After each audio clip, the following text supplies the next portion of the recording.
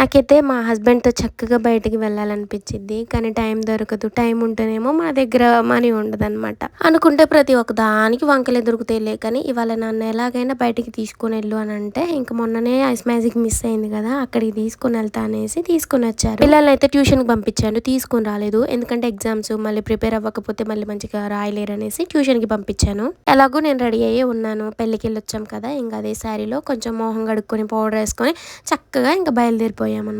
ఇంట్లో పని కూడా ఏం లేదండి, మ్యారేజ్కి వెళ్ళేటప్పుడే అంతా చేసేసుకున్నాను. ఇంకా ఇల్లు ఒకటి ఊడ్చేసుకుని వచ్చేసాను. మనం ఎక్కడికైనా వెళ్ళేటప్పుడు ఇంట్లో పని ఎక్కడ పని అక్కడ ఉంటే అసలు మనకి వెళ్ళబుద్ధి కాదు. వెళ్ళిన ప్రాణం మొత్తం ఆ గిన్నెల మీద ఆ బట్టల మీదే ఉంటుంది.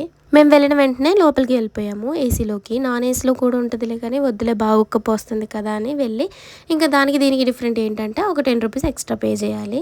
సో ఫస్ట్ అయితే మేమైతే చికెన్ మంచూరియా ఆర్డర్ చేసాము. అదైతే వచ్చేసింది. టేస్ట్ అయితే చాలా బాగుంది. మా హస్బెండ్ అన్నారు ఎప్పుడు తినేవే కాకుండా సో డిఫరెంట్గా ట్రై చేద్దామా అనేసి అని అంటే, ఇంకా నేనే వద్దులే, మళ్ళీ అవి మనకి నచ్చకపోతే మనం అసలు ముట్టను కూడా ముట్టాం, అవి వేస్ట్ అయిపోతాయి అని అంటే ఫస్ట్ అయితే చికెన్ మంచూరియా, ఆ తర్వాత అయితే చికెన్ ఫ్రైడ్ రైస్ అయితే ఆర్డర్ పెట్టాము. మేమైతే చెప్పింది ఒక్కొక్కటే, కానీ నాకైతే టమ్మీ నిండా అయిపోయిందనమాట. అసలు తినాలనిపించలేదు, బాగా అలసిపోయాను.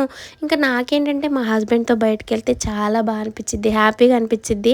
చాలా బాగుంది. ఇంకా నేను ఆ ప్లేట్లో కాకుండా ఇంకా నేను కొంచెం వేసుకొని మా హస్బెండ్కి అయితే ఉంచాను. ఎందుకు ఈసారి అయితే అన్నీ బాగున్నాయిలే, కానీ చికెన్ రైస్ అయితే కొంచెం ఘాటు స్మెల్ వస్తుంది. కట్టెల పొయ్యి మీద చేశారనుకుంటా, అందుకే.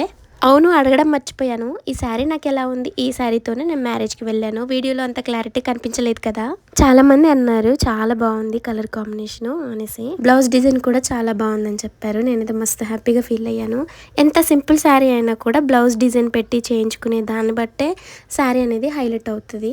సో నాకైతే బ్లౌజెస్ నేను మంచిగా నిండుగా వేసుకుంటాను, అలా అనేసి స్టైల్గా ఉండడానికి కూడా ట్రై చేస్తాను అనమాట. ఇంకా లాస్ట్ ఐటమ్ చికెన్ లాలీపాప్స్, నేను 2, మా హస్బెండ్ 2.